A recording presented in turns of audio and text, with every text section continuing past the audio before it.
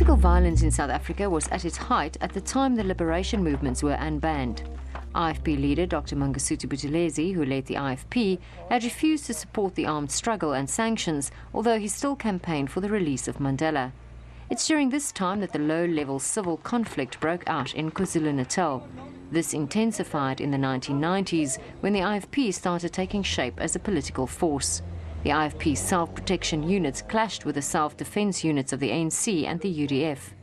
The National Defence Force and police deployed in townships were incapable of stemming the tide of violence and bloodshed. Buthelezi had hoped to meet with Mandela soon after his release to address the issue of violence. And I expected that with the violence as it was at the time, this low-intensity civil war that cost us so many lives, that would help. His presence, I thought, was going to mean much. But you can see that he was, in another sense, a captive, in that he was dictated to by those who had not been in prison with him and by the UDF, and he didn't do things as he wanted to. The ANC saw it differently. It accused the state security forces of conniving with the IFP to destabilise the ANC. Mandela blamed the de Klerk government for the violence and for its failure to control it.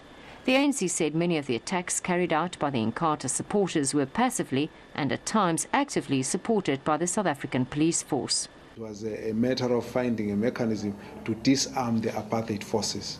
And so just the meeting of the two alone, without a way of neutralizing the influence of the state security forces in the perpetration of violence. It was at his first mass rally Mandela addressed in Durban that he made one of his famous speeches, calling on the youth to rid themselves of their weapons, even while the ANC were divided over the issue internally. This strife amongst ourselves wastes our energy and destroys our unity. My message to those of you involved in this battle of brother against brother is this: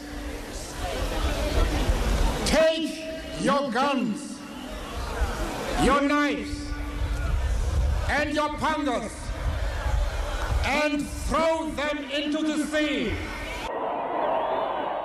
It took a while for the message to sink, but the fact that he could make it at that time is a mark of very rare leadership, because we had a lot of debate internally.